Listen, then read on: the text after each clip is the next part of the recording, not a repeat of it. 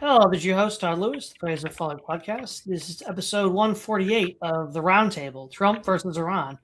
I'm currently joined once again by Keith Preston and Florian, and hopefully, José Niño just showed up. Hello, Jose. How you doing? Hey guys. Hold on one sec. All right, well, we'll just go to some introductions here. Don't forget to like, share, and subscribe and hit the notification bell. Don't forget to follow the channel on Facebook, Twitter, and Locals. You can support the channel on Subscribestar, Locals, and Buy Me a Coffee. Now, of course, 2 weeks ago on the Thursday show, Florian and I covered the escalation up to this point with Iran and the United States. And now, of course, things have really just blown open. So, as a brief introduction, Operation Epic Fury, which is the name of the U.S. operation, began in February of 28th of this year and is ongoing for the past 3 weeks. Now, without going into like minutia and the details, I think the big picture stuff is what's interesting here. So if you were to look at the reporting from Western outlets, European outlets, obviously U.S. outlets, and Israeli outlets, you're going to see lots of talk and report about intercepting Iranian missiles and drones. You're going to see a lot of reporting about the decapitation strike of the Ayatollah and various airstrikes done by U.S. and Israeli forces.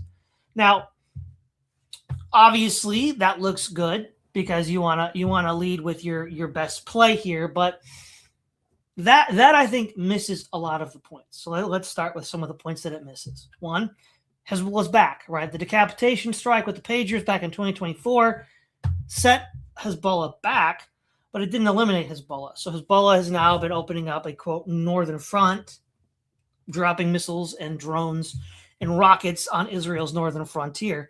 Iran has closed the Straits of Hormuz, which is pushing oil prices over $130 a barrel. There is increasing pressure on that front where Iran is targeting tankers, of course, not its own, so it still sells oil to China, but it's targeting tankers that are going to the rest of the world. In retaliation for the strikes against Iranian military and political personnel, they've targeted primarily economic assets.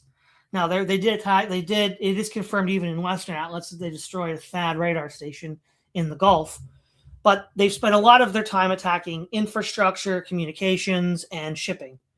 Why? Because ultimately, I think where we're going to see the reporting differ and where the East and the West are going to come at this from a very different perspective is that the West has not been able to learn the lessons of Vietnam or Afghanistan. And that is, they view these as conventional conflicts, again, tactical, on a tactical level.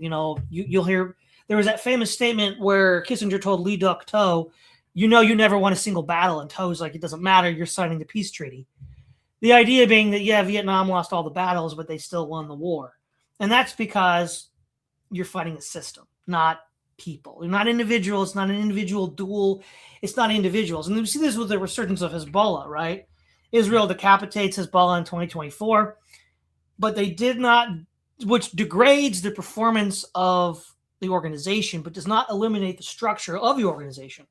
And of course, they are now reorganizing. You can decapitate the Ayatollah, Iran, but the institutional structures that keep that country going are still in place. And barring some land invasion, that's not going to change. There had been talk about the Kurds being coaxed into attacking Iran, and they said, no, we're not going to do that. Trump has just today started attacks on Kharg Island, and he's also threatened to attack some islands at the mouth of the Straits of Hormuz in order to liberate it, and has called for international task force to guard shipping in that area. I find that to be unlikely. I don't think anybody other than the U.S. and a few allies will be doing that. But I want to frame this as the Western media outlets are looking at this as destruction of personnel and military equipment, whereas East is going to look at this in terms of attrition over time and economic warfare. So that's why Iran is attacking the supply lines in the Gulf of Strait of Hormuz, Persian Gulf, as well as energy infrastructure and communications infrastructure in the Gulf. And this creates a very weird problem to try to thread the needle, because on the one hand, in the short term, it looks like the Western forces are doing quite well. But we have to realize that this whole operation was based on the fact that the United States is no longer able to project power the way it once was, right? Before this began, Hegseth and Trump said boots on the ground, like Iraq style, or off the table. We're now even getting people saying that, regime change probably isn't going to happen, even from Western sources. And the other thing, the elephant in the room, is that this has been called by many Netanyahu's war, because this war doesn't serve U.S. interests, it serves Israel's interests. So with that as a preamble, we'll give it to you, Jose. What are some of your thoughts? Yeah, I think what we're learning here in this Iran conflict, first off, is the total capture of U.S. foreign policy by the Zionist power configuration. This is no longer kind of like a neocon, neoliberal interventionist set that's dictating policy. It's more of a Israel-only type of foreign policy clique that is, as I've described, Judeo-accelerationist, and they have the perfect asset in Donald Trump, a guy whose family has multiple decades of affinity with not just Jewish individuals and groups in Fred Trump and Donald Trump's business dealings, like in the real estate sector, but also with numerous other Zionist organizations and even some of the more fringe elements of the Zionist underworld, like the Chabad movement and other Jewish supremacist organizations. And Trump has, as I've detailed in my Substack, the Judeo-accelerationist presidency, he has broken numerous diplomatic and military taboos with regards to the issue of Israel in both of his terms. For example, his decision to recognize Israel's sovereignty over the Golan Heights is something that even the Bush administration and Reagan and all of them did not do, as well as the recognition of the movement of the capital from Tel Aviv to Jerusalem as well, something that previous administrations didn't touch. Then you had the Soleimani assassination and the eventual attacks against Iran, whether it's against the nuclear facilities and all of that. And Trump is actually, curiously enough, has been talking about bombing Iranian nuclear facilities since 2011 in his book Talking Tough. So he has gone above and beyond in that respect. And also, one thing to note as well, as you mentioned, Todd, we have seen the limits of the decapitation strategy that's been implemented by Israel, now increasingly embraced by the U.S.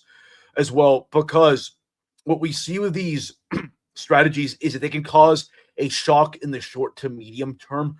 But if you don't use conventional land invasions or other forms of conventional warfare to actually systematically break these organizations and political structures, they will just reconstitute themselves, and the people the successors who take over that org may actually be more radical and less gun shy about carrying out certain types of actions. And we see that with Hezbollah, and we're going to probably see that as well with the Islamic Republic of Iran, which very likely will have a much more hardliner president and other figures in the leadership structure that may pursue nukes and actually fully align themselves with the Shanghai cooperation nations like China and Russia. Because people tend to forget that the previous Ayatollah, he obviously issued a fatwa against the use of nuclear weapons. And also the Iranian system is actually quite complex, and since the revolution, it has tilted between reformers and hardliners, and a lot of these reform elements have kept Iran hedging between the West and the East. But it's become very clear, in my opinion, with the events that have unfolded over the last month, that Iran is pretty much done with the West, and it's going to engage in this form of asymmetric warfare as a way to not only stick it to Israel as well, but also try to assert its dominion over the Persian Gulf and try to get as much of a American military presence reduce the Gulf and even the broader Middle East. And it's doing so through unconventional means, through the use of cheap drone warfare and the use of its proxies. We haven't even seen the Houthis enter the mix as well. So we could be seeing an economic crisis, and this type of economic crisis could have second and third order effects where there could be splits emerging within NATO countries, as we've learned that Iran is already trying to establish somewhat of a separate peace when it comes to the allowing of the access of the Strait of Hormuz to countries like Italy as well. And then you have countries like Spain that have come out against this conflict that Trump and some of the other satrapies in NATO are waging against Iran. So we could see these type of contradictions emerge. And if things escalate, this will be another step towards like the disintegration of the post World War II security structure. All right. Thank you, Jose. Keith. Well, I would probably agree with just about everything Jose said. To piggyback on that a bit, the conflict between the West and Iran has evolved over a period of more than 200 years, and it comes in different phases. First, it's mostly about British imperialism and the desire of the British to, first of all, control the petroleum reserves and all that in Iran as the Industrial Revolution progresses, and that becomes an issue, and also to maintain Iran as a buffer against rival states in Europe and Asia, like Russia and France. That's a lot of the geopolitical relationship between Iran and the West was based on that in the 19th century. Then, increasingly in the 20th century, it was about, again, control over the petroleum in the region, and also the politics of the Cold War, and that's what led to the '53 coup in Iran that was organized by the United States and England. And there's no way anybody could understand this particular war without understanding the '53 coup and its aftermath. If somebody's trying to talk about the current situation and they're not acknowledging that, then they don't know what they're talking about, because that's what led to the '79 revolution, and that's what led to all the conflict between the United States and Iran ever since then. And although I think that we have to understand the way in which the conflict between the U.S. and Iran has also evolved. Initially, it was primarily about geopolitics and petroleum. In the '50s, the '60s, the '70s, and after the revolution in '79.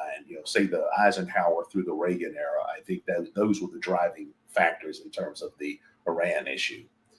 But over time, I think since the Cold War ended, and since we've also seen a generational and demographic changeover in the United States, over time, it's increasingly become about Israel. If we go back and we look at the build up to the war on terrorism, the pre 9/11 era, and then the post 9/11 era, we see that American foreign policy in the Bush Jr. era was largely about implementing the plan that the Project for New American Century developed in the 1990s, which was called the Clean Break. And it was about eliminating all of the countries in the region that were rivals of Israel and rivals of Israeli expansionism, the Greater Israel Project. So I think the post 9/11 war on terrorism I don't think this was the only motive for the war on terrorism, but I do think it was used as a pretext for advancing this particular agenda that the Israelis had cooked up. Now, one thing that Jose said that I think is really important is that a lot of people today, a lot of critics of the current policy, of the current administration, always refer to Trump as a neocon, or he's gone neocon, or neocons have taken over the administration. And I don't think that's true. The kinds of Zionists that we see running the foreign policy of the United States today are not Bush era neocons. There's a big difference between neocons and what we see now.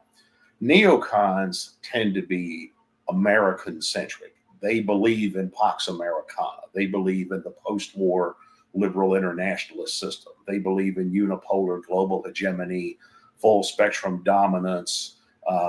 Bill Kristol used to call it great national greatness and benevolent hegemony. That's the neocon vision. And that's something they also share with some of these super hawks like the Cheney family and John Bolton types and all that. But that's not what the crop of foreign policy elites today are. What today's foreign policy elites are, they're not these Pax Americana types. They're just simply raw Israeli nationalists. They're ultra Zionists. And for them, American power is relevant only to the degree that it serves Zionist expansionism and the advancement of what some people have called Pax Judaica. And other than that, America's of no use for them. And if we look at the people running the current administration, who are they? As Jose said, there's Trump, and Trump and his family have this long-standing relationship with ultra-Zionists in New York City and places like that on a commercial basis. We see Jared Kushner, and who is part of that. We see Steve Witkoff, who comes out of that. We also see Marco Rubio, who used to be, he represents Florida, and which as we know has probably one of the largest Jewish populations of anywhere in the world. And Rubio has always been a staunch pro-Israel arch neocon. In fact, Bill Kristol was actually promoting him as a presidential candidate back in 2016. We see that. We also see Pete Hegseth. He's some kind of Christian Zionist lunatic. We see Mike Huckabee the same. We see all these people converging around the administration. So the current administration's foreign policy in the Middle East is not neoconism, and it's not the John Bolton style super hawkism. It's just simply Israel first. It's Ersatz Israel. That's what this is about. So I think the current war, has two primary purposes. It's to do what Benjamin Netanyahu said he's been wanting to do for 40 years, which was get America to attack Iran. And I also think that the Epstein files plays a role in this. I think that this is a wag the dog moment. For those that aren't familiar with that, there was a movie that came out in the 90s about a U.S. president that starts a war to deflect from domestic scandals. And a lot of people used to joke that Bill Clinton took his inspiration from that as far as the Kosovo War. But it looks like that this really is a wag the dog moment. That I don't think that this is happening as the controversy over the Epstein files is building up. I don't think that's a coincidence. I think Israel and Epstein are really the driving forces behind what's going on right now. Okay, Florian. Thank you, Keith. All right. Yeah. Good point. I would add a few extra points about the war. We look at Iran, and basically Iran looks a little bit like a sitting duck, because neither Russia nor China save Iran right now, right? Russia is bogged down with Ukraine, and China is holding itself back, right? It's not them. You could think that they have a problem with the Strait of Hormuz closed, but apparently not, or they have some extra arrangements with the Iranian letting Chinese vessels through, but China is holding itself pretty much back. So Iran looks more like a sitting duck. I think Iran war was foolish in the 2000s, but you knew basically in 2010 when the mullah started to cry to the UN about sanctions and other things that the US shouldn't impose on them and so on, that the regime basically is weak, right? And if you look at Iranian society, there are several. Basically, the situation was that any smart Iranians, they basically try to leave the country. So you don't have a very smart population or smart leadership anymore in Iran, or it's like decimated. You have people with a vision for Iran. They're seemingly, it's basically they talk tough, but there's not much left after, right? The mullahs talked a big game, but they didn't have quite as many actual results of it. Like a lot of what comes up now with oil price, Hormuz, drones, etc. There's often I read that and it seems to me it's like code, right? You can't use all your little toys if the guys who push the buttons are actually dead, right? And the US has done that. If you look at it, the situation in Germany in 1945, the Germans had a nuclear program. They had brilliant minds like Heisenberg and von Lauer and others, but all their factories were destroyed. There was just they couldn't just do anything. The same way that Iran threatens to use drones, like more and more of the military leadership is decapitated. So your drones are then not going to be sent into battle. With the Houthis, that's true. It's a bit surprising that they are not doing anything, but that could mean that they have been decimated by the US after all, or that they're basically holding back as well, because it makes no sense to let your own military infrastructure be destroyed and then come up with your ace in the sleeve, right? The Houthis. Now the Houthis take over, or you launch all these drones. I think Iran is just militarily completely destroyed, or like 70-80% probably done. They can needle some attacks here and there, but I don't think much is coming out of it anymore. And I think going forward, we have to say that it's better for the U.S. if Iran has a stable government, and we shouldn't try, as some have suggested, to put these tribal groups against each other and destabilize the entire country, right? Maybe that's in Israel's interest, I don't know, but it's not in the U.S. interest.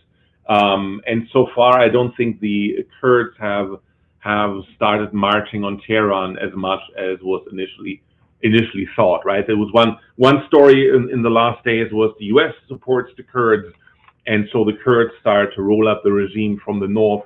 I don't think that is happening. It's maybe that's pretty good. So I think, yes, what Keith said concerning neocons not being in charge anymore, as more like Zionists being in charge, that could be true. If the neocons were still in charge, this would be basically their last stance, right?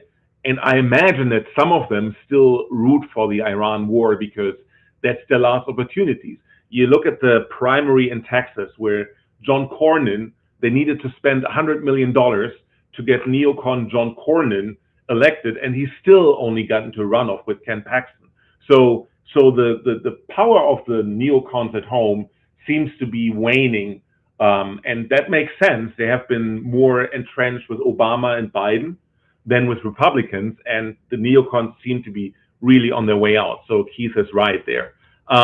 And to respond to some specific talking points that you guys brought, Hezbollah is back. Yes, Hezbollah is back, what Todd says. I'm still skeptical though, right? How are they back when they were on the back leg before, right? The pay just decimated them, but now, thanks to the Iran war, they're coming back. I'm not entirely sure why that would trigger their recoalescence. And you know, Iran is targeting tankers and infrastructure. Yes, I just wonder by how much. And boots on the ground, that's the big thing, right? Now boots on the ground are on the table. But I think they've always been on the table, because if you really want to end the regime, you just can't do it with decapitation strikes. You really need to go in there and finish the job, right?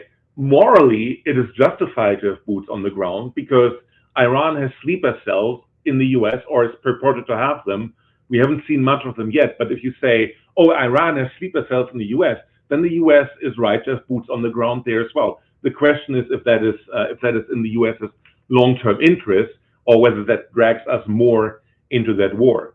And Jose pointed out the Zionist capture of Western world with Donald Trump as ideal asset. That's true, and Keith also pointed to that, right?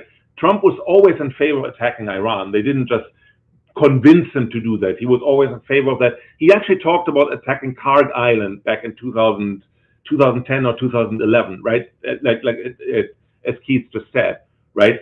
Now, of course, Israel will use that, but I'm seeing it more from a philosophical angle. Should every state that wants to be a geopolitical power, they should use when they have friendly assets somewhere. I'm not entirely sure why that's so bad if Israel is the one doing it, when other states would do the exact same. They just pound on the opportunity. So maybe it's just me being a little bit less skeptical of Zionism, but I think that's completely legitimate for Israel when it said Trump is on our side. Let's strike while the iron is hot and while Trump is still in office, right? For asymmetric warfare, that can happen, but for that we always need financing, right? It's not, drones are cheap, but you still need some infrastructure and some it costs some money to launch them. And if Iran is running out of funds, then even though as asymmetric warfare is difficult, like Al-Qaeda has always been financed by Iran and other countries. Otherwise, they wouldn't have been able to do their asymmetric warfare, right? I think that's were my responses to what every one of you said, and I give back to Todd. All right. Okay. So there's a few meta points I think are important to make here.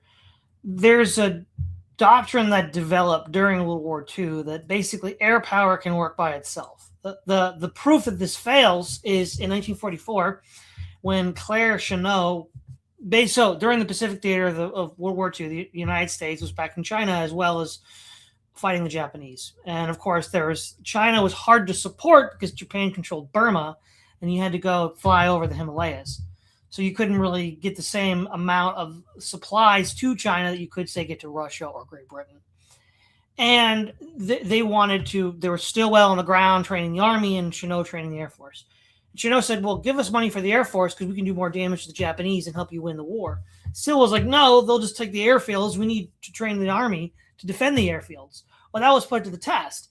Operation Ichigo in the summer and fall of 1944 led to the capture of all these airfields and pushed the deployment of the U.S. air assets in China further back. And then, of course, without boots on the ground, like we did see in Germany at the end of World War II, bombing doesn't actually do this. What we're looking, and the same with Vietnam, right? So you can bomb the Ho Chi Minh Trail, you can do all these things, but as long as you don't occupy North Vietnam, they're just going to rebuild the SAM sites, they're going to rebuild the infrastructure, they're going to just rebuild all of this stuff. Now, this is a lot more like, I think, Serbia in the 90s, where there were no, U.S. NATO forces invading Serbia, but they were just round-the-clock airstrikes. That ultimately wasn't enough. What it took was a color revolution led by Otpor to topple Slobodan Milosevic. That kind of support does not currently exist inside of Iran. First of all, we know this because the Kurds are like, they were supposed to open up a northern front, and they're like, no, we're not doing that. And this shows us that Iran is not nearly as weak as the Western media would make us out to think, because that was sort of in Afghanistan, a lot of the early ground war was led by resistance fighters to the Taliban. They were given air support. Same in Libya. A lot of the fighting in Libya was NATO air power backing already existing insurgent elements against Gaddafi. That doesn't really exist in Iran. It doesn't. So you're going to have to rely on outside forces. Now, if the United States is not willing or unable to send sufficient ground forces to Iran, then that's just not going to work. So the idea is that strategic air power was meant to give the nation that had it, and the United States has had it to a degree greater than anyone in history, the ability to cripple and defeat an enemy without sending forces on the ground. That was the idea. And it just never works. And so the idea then becomes, does strategic warfare have a place? And I actually think within limits it does, and missile technology and drones are the way strategic warfare is going to manifest in the future. And we're seeing this with Iran now, but even before that with Russia and the Ukraine war. The idea being that Iran could do this kind of damage at all, say, for example, the last time there was a major war in the Gulf in the 80s between Saddam and Iran just didn't have these resources. They couldn't threaten Gulf states. They could still close the Gulf of Hormuz with like mines and such, but they didn't have ballistic missiles to hit, targets in Iraq. That was the enemy de jour at the time. And so the Iran's goal, I believe, is to inflict enough damage to the global economy.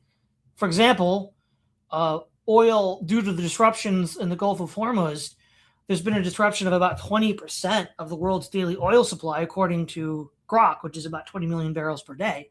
That's huge. That's 1/5. Now, the idea then is, with that pressure in place, how long can the global system hold together? I believe Iran is banking that it will say, hey, look, Trump, Zionists, step off. We need to get the oil flowing again. Because otherwise, this just adds up being a compounding effect. I mean, it was bad enough when the Houthis were threatening the Red Sea. So the idea then becomes, we're now seeing with drones and strategic missiles, ballistic missiles using conventional warheads, a sort of strategic warfare light. I mean, obviously, you can't bring the U.S. or Israel to their knees just by missiles, but you can inflict economic damage such that they will have pressure we put on them by other economic actors in the world stage to reorient their strategy. And with the systems versus individuals. I have to emphasize this again. The United States and the West and Israel, I think they're fighting individuals. So they'll show you pictures of targeted strikes against Iranian military personnel, Hezbollah leadership, a missile truck launcher here or a bunker over here. They're fighting a system. They're not fighting individuals. They're fighting a system. And unless you can break that system, you will not win. And in World War II, the United States did break the German system. They bombed Europe to smithereens and then occupied it in conjunction with the Red Army. So the system itself was destroyed. Whereas today, I don't think the United States has the capability to destroy the system. Neither does Israel, because Hezbollah has reoriented its policy. They don't use digital communications anymore because of the pager snafu. And so as long as you don't occupy that territory, and dismantle piece by piece. So, for example, in Germany, you had denazification. And then in Iraq, you had de-Baathization. And so these political structures were systematically dismantled after the occupation, which has not happened in Lebanon and is not likely to happen in Iran. And so because of that, I think that Iran is but while it is superficially similar to the Serbia bombing campaign, and that's how this campaign is unfolding, it's different in a major way that it's not isolated. Serbia was completely isolated in the 1990s, but Iran has support from Russia and China, and still has various proxies in Iraq and Lebanon and Yemen. So that puts them in a different position entirely than Serbia. And because the United States cannot launch boots on the ground in the way that it could in the past, this is a sign that the United States is a good deal weaker than it was before. So, for example, if you really wanted to occupy Iran and dismantle the Islamic Revolutionary Government, at a minimum, you would have to have a military the size of the coalition force in 1991, which was 500,000 men. You're not going to muster 500,000 men to invade Iran. It just isn't going to happen. But that's what you'd have to have, because that's what it took to defeat Saddam in Kuwait. And that was not even to occupy Iraq. That was just to defeat the Iraqi army occupying Kuwait.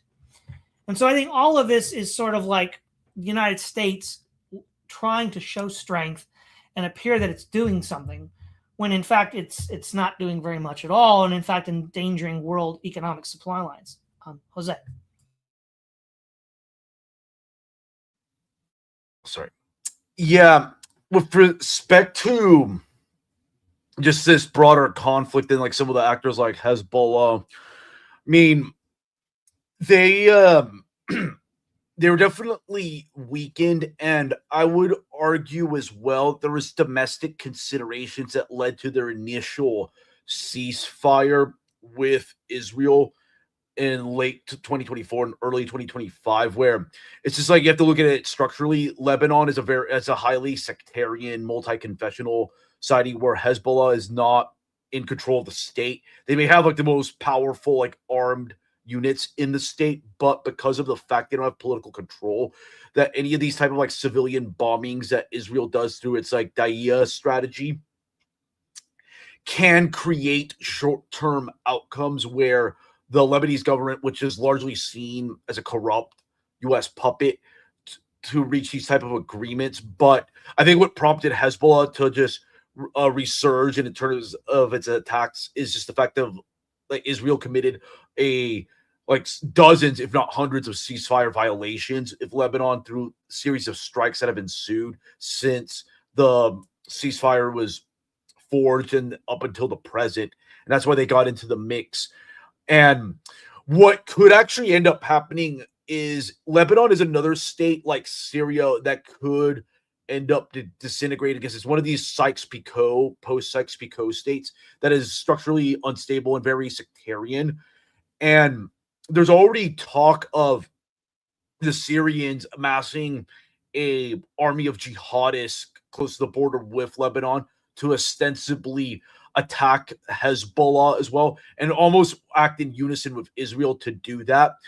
But I think what's more likely you're going to see is probably like the Lebanese state disintegrate, and Hezbollah may have like a statelet with Israel having a buffer zone in southern Lebanon. But Lebanon has historically given Israel fits because of just the fact that many of the people there, regardless of their like differences they have internally, don't like the idea of like an Israeli occupation. But I just think this broader conflict will result in some type of stalemate because of the fact that neither of these powers, for example, Iran has been battered through decades of sanctions, brain drain, and all that. But then you also have like the US, which is not going to fully commit through a ground invasion. And what you're just going to see is a back and forth with like no real definitive end, if you will. You may see the map change with several of these countries, like countries like Bahrain or whatever, because they're just so small and they have like a pretty notable like pro-Iranian fifth column there. It could end up switching to their side, but then you could see also countries like Lebanon as well just totally fragment. And even with Yemen too, you may see with that conflict revert back to like a North Yemen, South Yemen split of sorts, with like the Houthis in control of North Yemen and then the other disparate factions in control of South Yemen. I think there is going to be a reorientation. And one thing that's very clear to me since the end of like the unipolar moment, especially the Russo-Ukrainian conflict, is that borders are going to be redrawn, contrary to what the liberal international order would always promote, that territorial integrity is sacred and that these boundaries can never be changed. I think that's just going to become a fixture of this new reality that we're living in. All right, Keith. Yeah, I think the wider geopolitical implications of this are important as well. I think in the long run, the main winners in this particular war are going to be the Eastern powers. I think that Russia, China, India. If I were President Putin or Xi or Modi, I would just sit back with a beer and watch, because it's in the interest of those countries for the Americans to get bogged down in yet another Middle Eastern war. And the smart way for them to play it would be to covertly or at least indirectly aid Iran to keep Iran in business, but while at the same time avoiding any direct involvement that would be costly to themselves. Like Russia's strategy should be for Iran to become America's Ukraine.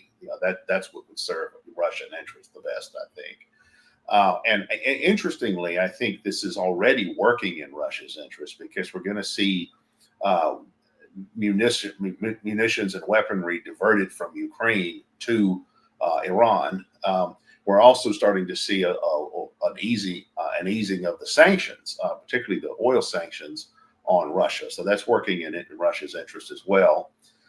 Increasingly, and world opinion is also shifting towards the Eastern powers. If you did any kind of objective survey of people all over the world, you would probably find that the majority of the world's people in the majority of countries have a more favorable view, say, of the Russians or the Chinese than they do of the Americans. And I think that that's one thing American policymakers are just totally clueless about. I've posted about this on Facebook in recent times, but right now as Bill Lind has always pointed out, we're in the era of fourth and fifth generation warfare. The American military is still thinking like we're in the era of second and third generation warfare. For the American military policymakers, American foreign policymakers, they have this perpetual Cold War or even World War II model of thinking that doesn't have any concept of the moral dimension of fourth generation warfare, where underdogs by definition have a moral advantage, and that in turn strengthens world opinion in their favor. The more deeply involved the Americans have become in these Middle Eastern wars, the more world opinion has shifted away from the United States. The United States had a lot of political capital on its side after 9/11 because people sympathized with the United States after 9/11, and then the Americans just completely threw it away. Israel, of course, after the genocide in Gaza, has become essentially a pariah state internationally. And the United States, as a principal benefactor of Israel, is developing a similar reputation for itself.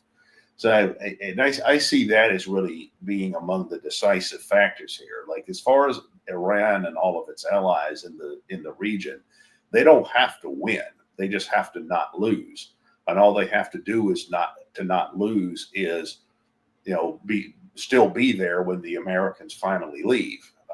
And that's all it takes for them to win. Meanwhile, we see the shift of the world economy and moving towards the east. We see the BRICS rising. We see more and more countries aligning themselves with the BRICS or joining the BRICS. Even some of the American allies that are involved in this conflict in the Gulf, increasingly those have been moving towards the BRICS as well. And I think in the long run, this is going to alienate those countries from the United States. Even though the Sunni bloc, this is another important thing. A lot of this is part of the Sunni Shia conflict in the Middle East. But the Sunni bloc has, to a large degree, been aligned with the United States and view the Sunni bloc led by Iran, the Shia bloc led by Iran, as the enemy. I think that this is going to have the effect in the long run of alienating a lot of the Sunni countries of the United States, because the Sunni countries are going to look at it like, hey, why did you drag us into this? We've got missiles flying on us now, because of you. You didn't consult us about this. In fact, some evidence came out recently that Lindsey Graham was perhaps feeding false intelligence or false information to President Trump about supposed Saudi support for this particular war. And I think that this is going to have a negative impact on the relationship of the United States and the Gulf states in the long run. I think a lot of people in the Gulf are going to look at it like, yeah, the Americans and the Israelis dragged us into this war we didn't want. And that's going to be very damaging in the long run. All right, Florian. Yeah, it's a good point what Keith just mentioned. Reminded me spontaneously that Hitler believed in after the Allied forces had invaded Normandy. Hitler still believed Göring, who told him that's all handled. Göring also told him he could attack and win again. Well, attack, yes, but Göring also told Hitler he could win against Britain, and he didn't. So yeah, there's always a danger of miscommunication, right? If Lindsey Graham and others told Trump that all is rosy, he may have believed them. I try to imagine, at least, that we have learned from past failures of military leadership, and that Trump probably had a much more detailed, much more truthful military assignment of the entire situation. He may have planned it for a year or two, and even when he wasn't in government after 2020, Trump has made many things different and better from his first term. So that leads me to thinking that he had time in exile to think about how to do things better once he's back, and maybe that I would imagine that also applied to foreign policy. But of course, Keith may still be right.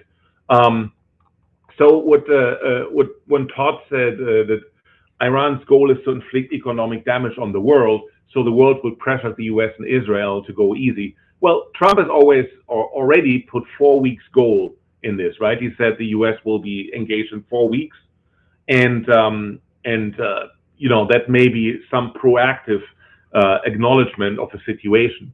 Of course, you would also say, why would China and others and the other Arab states that are under attack, why would they tell the United States to back off? Why wouldn't they also try to destroy Iran, right? Isn't that a much more direct way of dealing with it, right? And then second, the US will not be able to dismantle Iran like they did Germany and Iraq. And even in Serbia, they needed a color revolution to do it. But I think that comes down to political will, right? Also, we have better technology and we have special forces now. So we don't need quite as many boots on the ground.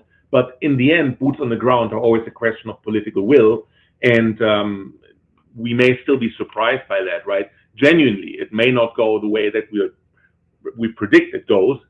Trump may change his mind on these things and try to get more ground troops committed. But I agree, just with airstrikes, it's not possible to get rid of the Iranian government. Then Jose, well, let me first go to Keith. Yeah, Eastern powers are the winners. And actually, I saw an article that said that Russia and China are helping Iran with satellite footage, right? They have the satellite over it. They may just tell them where the American troops are at the moment. And they may also hope that the U.S. flounders. But of course, if the U.S. does win, then they are fucked because then they have less easy access to Iranians' resources, right? So it's a bit of a gamble for them. And I still think it's possible that the Iranian leadership is incompetent, right? So what if the U.S. does win or does have a decisive win there, right? And Jose said something, and also Keith alluded to that, for example, Lebanon could be unstable because of Hezbollah, but Hezbollah is Shia, right? As is Iran. Shia are actually like 5% of the global Muslim population. Most of them are Sunni. And I think the Shia population has always been oppressed in various stages of Islam. But Shia are the ones that are favoring jihad, right? So they are actually the more fanatic or more passionate, more convinced, however you want to name it. So isn't it more likely that the Sunnis will latch onto the U.S.? I mean, Iran attacking those countries doesn't engender sympathy towards the Shia, overall Muslim Shia minority in the Muslim world either. So I would be curious in how big of a sway the Shia really has over Islam, because if they're just a minority, why would the Sunnis not just say, okay, get fucked, Shia, we will help the U.S. defeat you? All right. As we move into closing statements, I'll begin. I think that that was actually a question. Sorry, that was a question directly to Jose. Oh, Jose? Okay. Specifically about Sunni states aligning themselves against the Shias. Yes. Or about like how much of a minority, how much disadvantage are the Shia really? Are they able to coax up the Sunnis to join their cause, or are they more like a minority that has never been really looked at favorably by Sunni? One thing that's become very apparent that I've noticed in the Middle East is that Shias seem to be the only coherent Islamic political bloc that acts in a very cohesive manner, whereas Sunnis, they're actually very disparate. It's not just sectarian. Some of it takes nationalistic and ethnic blocs as well. For example, you've got the Turks that run their own type of hedging strategy that sometimes aligns with American interests and the interests of some of these Gulf monarchies, and even curiously the interests of Israel. And then you have the Sunni Arab states, the Gulf monarchies, that actually hedge a lot between the U.S. and the Shanghai Cooperation states. And those countries also beef amongst each other. For example, the Saudis and the UAE were butting heads over Yemen because the UAE was kind of pursuing this secessionist strategy by promoting the Southern Transitional Council in Yemen, and even promoting a kind of quasi-secessionist movement in the island of Socotra in Yemen.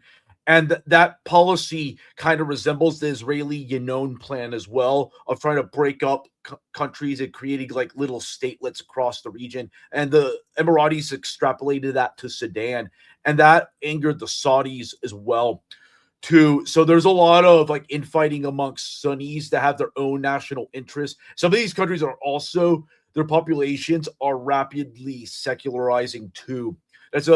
That is a unheralded story as well. And there's a lot of tribalism. I mean, Arab societies tend to be quite tribal too. That's why you're not really going to see this very cohesive sunny bloc. Many of these countries, some of them may actually even gravitate more to the Turkish sphere, because Qatar, for example, has been more aligned with Turkey, and there has historically been a military presence there. And I think Turkey may be a underrated winner of this conflict by just sitting on the sidelines. But the Shiite bloc is obviously a minority, but it's one of those cases of where an organized minority that's very cohesive can sometimes punch above its weight, whereas these other Arab states, they have very conflicting interests, sometimes often parochial and petty, that prevents them from forming cohesively. And they may actually, some of them may establish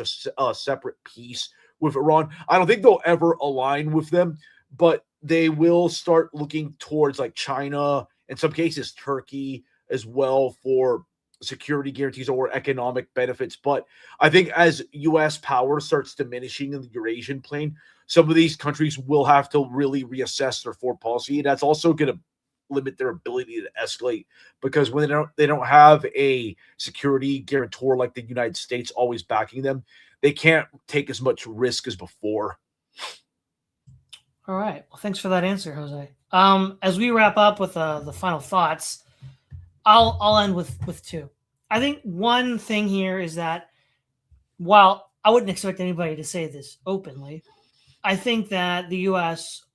armed forces broadly, Army, Navy, Air Force, especially all of this, they know that the people that deploy these assets know that the U.S. economy and broader infrastructure necessary to support continued operations of these assets will not be around in 5 to 10 years. And it's a use it or lose it idea. So, for example, just briefly, I've been watching news over the last year about the U.S. Navy. It's a complete joke at the front end, manufacturing the ships in port. There was the recent Constellation disaster, procuring ships. The United States Navy just cannot get these next generation ships off the drawing board, which China's already doing. And I've heard that even in some quarters publicly, there are parts of the Navy that are like, in the 2030s, we won't be able to contest China. If they believe that, then they're going to use it now. The other thing then becomes, with this current conflict, I think Turkey's going to be the big winner. Turkey, going back to the early 20th century with the Ottoman Empire and the Young Turks, had a grand strategy of pan-Turkism, which included Caucasus states such as Azerbaijan and Central Asian republics. Now, they were not in a position of strength then to do this because they lost the First World War, but I believe that's what the broader future is for the Aragon regime and others, is to have this broader pan-Turkic alliance from Turkey to Caucasus to Central Asia. And a weakened Iran, a weakened Israel, and either a reduced or eliminated U.S. presence greatly facilitates that. Final thoughts, Jose? Yes, I think there is going to be a further restructuring of the post-World War security architecture by this latest conflict with Iran. And it's going to force the U.S. as well to recalibrate its grand strategy, which I believe is thoroughly overstretched. My prediction is actually that because of these developments, whether it's Russia, Ukraine, or the latest flare-up in the Middle East, that the U.S. is going to be compelled by geopolitical circumstances to go back to its like Monroe Doctrine of just sticking to Western affairs and being more engaged in Latin America, because it's being just resisted like across the board in a lot of these extra hemispheric conflicts that don't really advance its interests. And it could lead to major reversals as well if it just continues to play with fire where it doesn't belong. And I think that the long term, it's just going to go back to a sphere of influence model, but it's obviously not going to go in a linear fashion. It's going to muddle through it and land in that destination in a haphazard way. But I think that destination is inevitable. Okay, final thoughts, Keith. Yeah, I'm not of the view that the Shia bloc is the least bad option as far as the Islamic militancy that you see in the Middle East. If anything, I think the Sunni bloc has been more of a problem, because if you look at the most extreme terrorist groups that have come out of the Middle East, we see Al Qaeda, ISIS, all of the similar groups to that. All of those are Sunni, not Shia. Not only that, they have been either directly or indirectly backed by the Gulf states as a weapon against the Shia bloc and against the Alawites as well in Syria. And they've been by the Gulf states, by the Sunni-dominated Gulf states. And we've also seen evidence of the Israelis and the Americans even backing the Sunni the Takfiris, the Sunni Takfiri insurgents that produce tendencies like ISIS. We've seen the West try to weaponize those against Iraq, against the former Ba'athist regime in Iraq, against Syria, against Iran, and so forth. So if anything, I think that the Shia crescent is probably less dangerous than the Takfiri insurgents that we've seen develop over in recent times, all things considered, relative to the circumstances. And big picture wise, I see all this as part of the transition that's going on to what I call multipolar neoglobalism. I've talked about that on other programs, but it seems like a prevailing consensus is developing among the dominant sectors of the global power elite that the United States is finished as CEO of Globalism Incorporated, or whatever you want to call it, and the United States is getting demoted to regional manager of the Western Hemisphere. And we're moving towards a system of multipolarity and spheres of influence geopolitically, with shadow governments of financial elites pulling things behind the scenes. And that's everything from global asset managers like BlackRock and private equity like Blackstone, and the tech finance relationship, sovereign wealth funds, state capital in Eastern countries. All of this stuff seems to be rising as a new global ruling class. And the one reason why Trump is so hated by the neocons and neoliberals and Atlanticists is because that particular faction of the American ruling class, which has always been very pro-liberal internationalism, they're losing their dominance in the United States. They're losing their world dominance, and the world order that they've always championed is receding. Now, I think that's still going to be around for a while. In fact, I suspect the global power elite is probably going to retain that as top management in the Western Hemisphere. I fully expect the Democrats to make a big comeback in the future, in part through the wishes of the global power elite. And then the consolation prize for the more Sunbelt nationalist wing of the American ruling class is going to be greater hegemony over Latin America. We'll return to old school gunboat diplomacy and that kind of stuff. But so that's kind of the world order that's I see shaping up. And I think the current war in Iran is hastening that. It's pushing the world towards that kind of order at an even more rapid pace.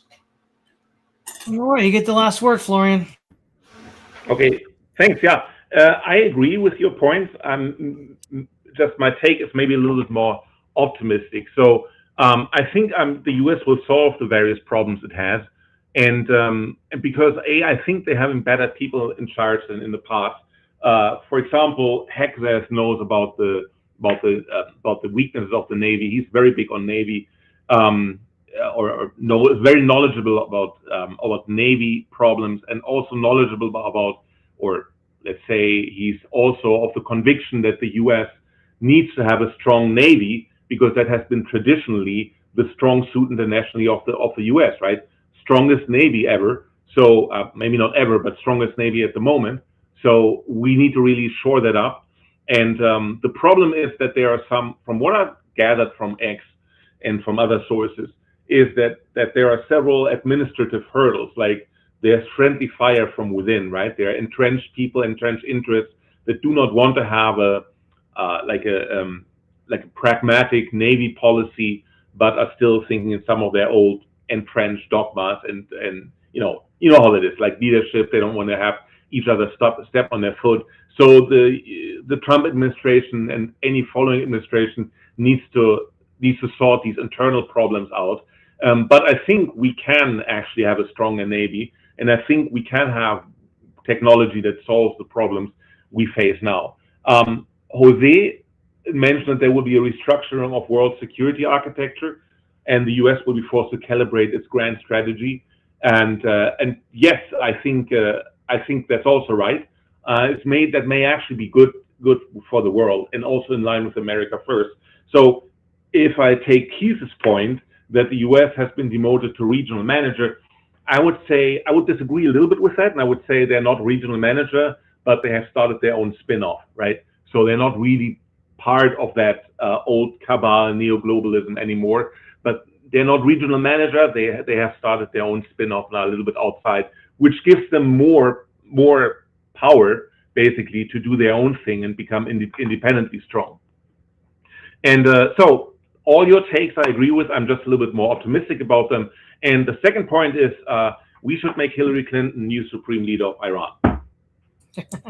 Well, I just want to end with we have 163 live views today. This is really great, guys. This is not our highest, but it's our probably second highest. I mean, this is a really good turnout. So all you guys that tuned in and watched, thanks, and bring your friends next time. This is Todd Lewis, the Praise of Flight podcast, signing off.